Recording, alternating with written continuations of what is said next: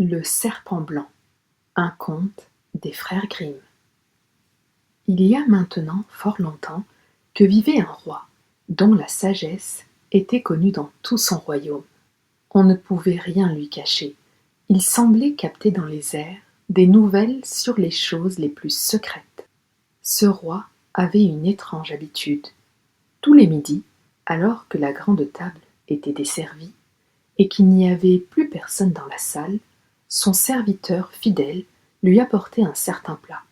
Or ce plat était recouvert, et le valet lui-même ignorait ce qu'il contenait. Personne d'ailleurs ne le savait, car le roi ne soulevait le couvercle et ne commençait à manger que lorsqu'il était seul. Pendant longtemps cela se passa ainsi. Mais un jour, le valet, ne sachant plus résister à sa curiosité, emporta le plat dans sa chambrette et referma soigneusement la porte derrière lui. Il souleva le couvercle et vit un serpent blanc au fond du plat. Cela sentait bon et il eut envie d'y goûter. N'y tenant plus, il en coupa un morceau et le porta à sa bouche. Mais à peine sentit-il le morceau sur sa langue qu'il entendit gazouiller sous la fenêtre. Il s'approcha, écouta, et se rendit compte qu'il s'agissait de moineaux, qui se racontaient ce qu'ils avaient vu dans les champs et dans les forêts. Le fait d'avoir goûté au serpent lui avait donné la faculté de comprendre le langage des animaux. Ce jour-là, justement la reine perdit sa plus belle bague, et les soupçons se portèrent sur le valet, qui avait la confiance du roi, et avait donc accès partout. Le roi le fit appeler, le rudoya, et menaça de le condamner s'il ne démasquait pas le coupable avant le lendemain matin. Le jeune homme jura qu'il était innocent, mais le roi ne voulut rien entendre et le renvoya. Le valet, effrayé et inquiet, descendit dans la cour, où il commença à se demander comment il pourrait bien faire pour s'en tirer. Il y avait là, sur le bord du ruisseau, des canards qui se reposaient en discutant à voix basse, tout en lissant leurs plumes avec leur bec. Le valet s'arrêta pour écouter. Les canards se racontaient où ils avaient pataugé ce matin-là, et quelle bonne chose ils avaient trouvé à manger. Puis l'un d'eux se plaignit. « J'ai l'estomac lourd, car j'ai avalé par mégarde une bague qui était sous la fenêtre de la reine. » Le valet l'attrapa aussitôt, le porta dans la cuisine et dit au cuisinier: « Saigne ce canard, il est déjà bien assez gras. »« D'accord, » répondit le cuisinier en le soupesant. « Il n'a pas été fainéant et il s'est bien nourri.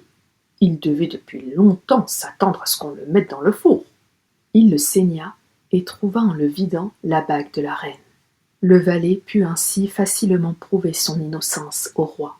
Celui-ci se rendit compte qu'il avait blessé son valet fidèle et voulut réparer son injustice.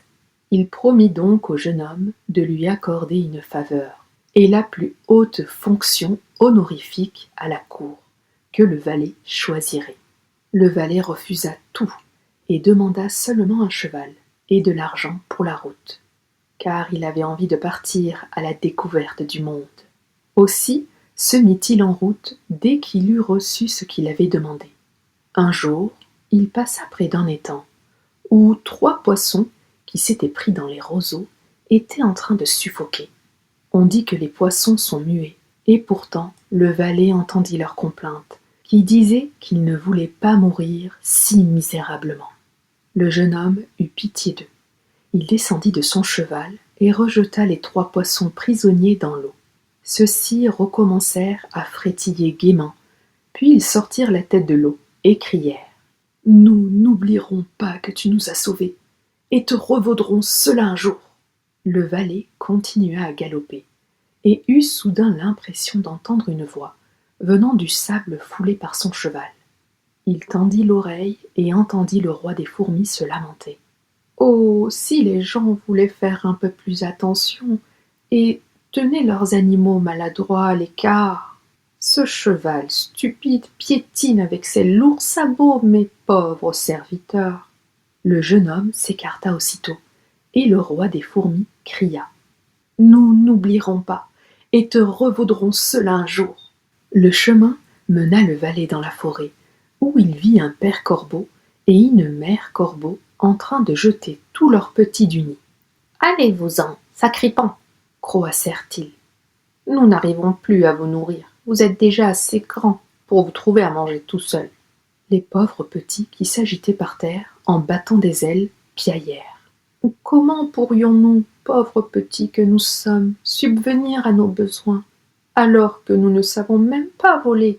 Nous allons mourir de faim. » Le jeune homme descendit aussitôt de son cheval, le transperça de son épée et l'abandonna aux jeunes corbeaux pour qu'ils aient de quoi se nourrir.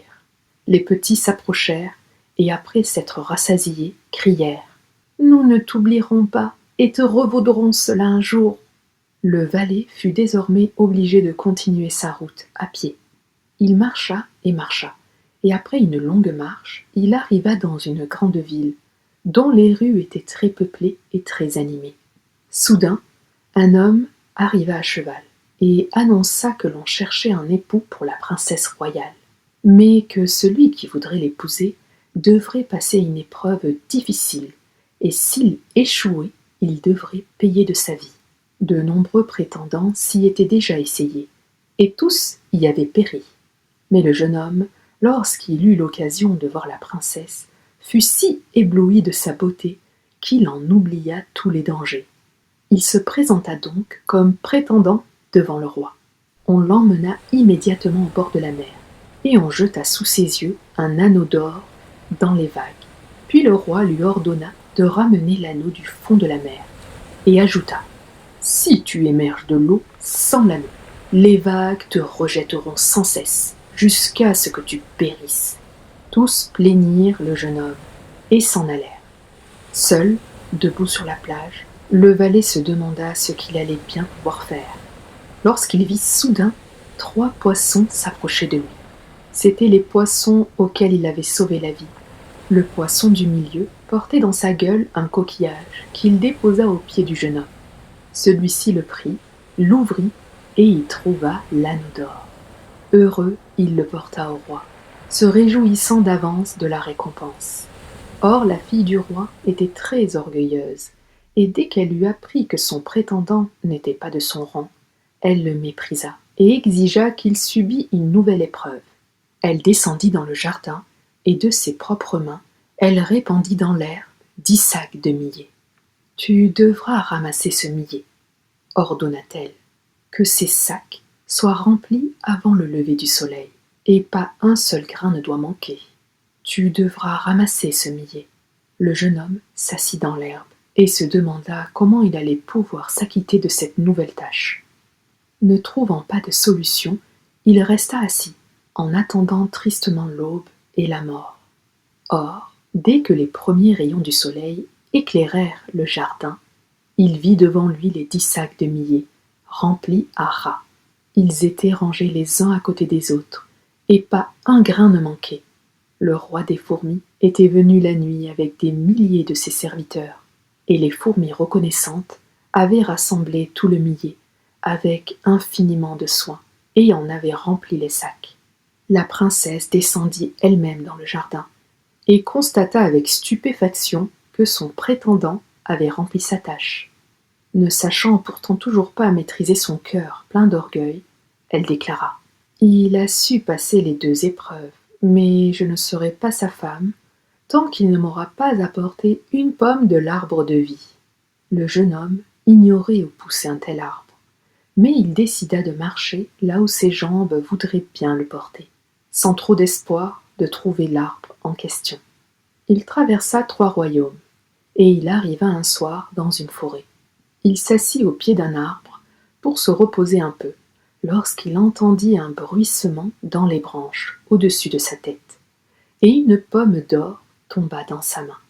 Au même moment, 3 corbeaux se posèrent sur ses genoux et dirent « Nous sommes les 3 jeunes corbeaux que tu as sauvés de la famine.